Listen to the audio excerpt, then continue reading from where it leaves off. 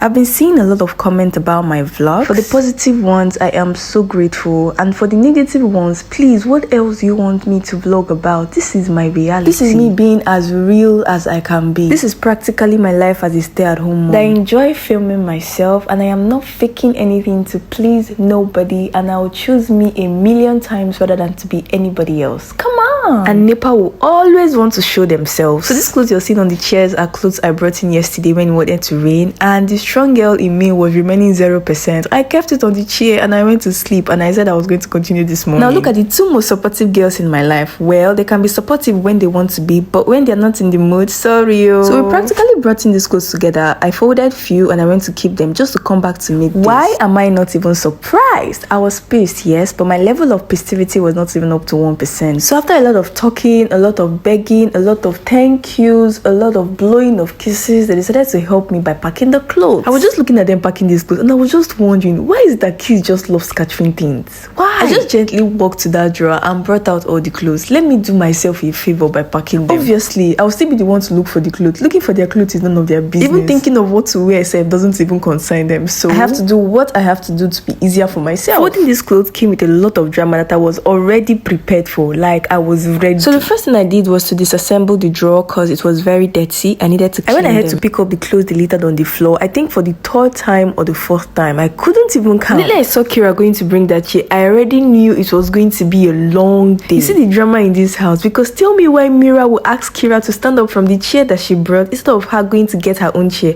and Kira just stood up. I think Kira was actually in a very good mood, if not fight for start. Me on the other hand, I did not even have an atom of strength to shout because I was reserving my energy for my work. I just stood up gently. I went to get another chair for Kira and they were happy. Look at them trying to put their head into the drawer. I wanted to shout, can you please excuse me? But in the second thought, I just let them. The cleaning of this rack took longer time than I expected, honestly. After I was done cleaning each of it properly, I went ahead to assemble them. Before I started fixing them, I actually checked them and the sizes were all the same. I noticed they weren't the same sizes after all because it was a bit difficult to fix. Finally, I fixed it! So this is me always being happy even for the tiniest things that I achieved. So I cleaned the upper part of the drawer and I gave it a touch of cleaning again. I kept cleaning this drawer on and on. Then I checked the time. It was already 2 o'clock, so it was time for the children to have lunch. I had to wash my hands thoroughly before I started making the twins lunch. And for lunch today, the twins had fufu and obono soup. Obono soup is their favorite soup. They eat it so well, more than they eat any other soup. Just look at Mira stressing me. Petite enfant, can you leave me alone, please? Trying to fix something for you to eat and you're disturbing me. Phew! I cooked this fufu for a few minutes for it to be hot and I waited for a while so I could move. I just added a smidgen of water and I mixed it thoroughly so that it would be very soft for them to swallow. My petite enfant poured water on her clothes, so I had to change it before they started eating. I sat the twins down on their chairs, they said their prayers and they clapped for Jesus for being such a sweetheart. As a mom, thinking of what to cook every day is actually not easy, but we got this, right? We'll keep getting better and keep improving for the sake of our kids. As I went to start eating, it was going smoothly until this happened. I was exasperated. Gently stood up to relax a bit and I came back after a few seconds. I also used that opportunity to get them their water I kept on the cabinet. I really don't like keeping water around them when they eat because it distracts them a lot. Now you see what I'm saying about not giving them water at all or not just putting water close to them whenever they eat. They'll keep holding onto this cup and they even go as far as wanting to pour it inside their food. And whenever I try to take it away from them, you see them crying like I've done something bad. Most times I give it to them for peace to reign. Why most times I just let them cry because I'm not giving you. Well, I just gave them this water because Mira kept saying water, water. I gave them their food, which is always slow but steady. And yes, they can finish 2 wraps of fufu, but when they are so hungry, they eat 2 and a half. My foodies, when they like a particular food, they can eat it on and on without getting tired. Look at them putting their hands inside their food and they expect me to lick it. I get choice. At this point, they were already satisfied and they couldn't eat anymore. Kira had already started crying because she was feeling sleepy already. I wasn't able to clean up where they stayed to eat at that point because I really needed to put Kira to sleep. So I just washed off my hands, cleaned their mouth, and here we go. I finally put Kira to sleep and Mira was really disturbing. So I had to start singing for her so she could sleep,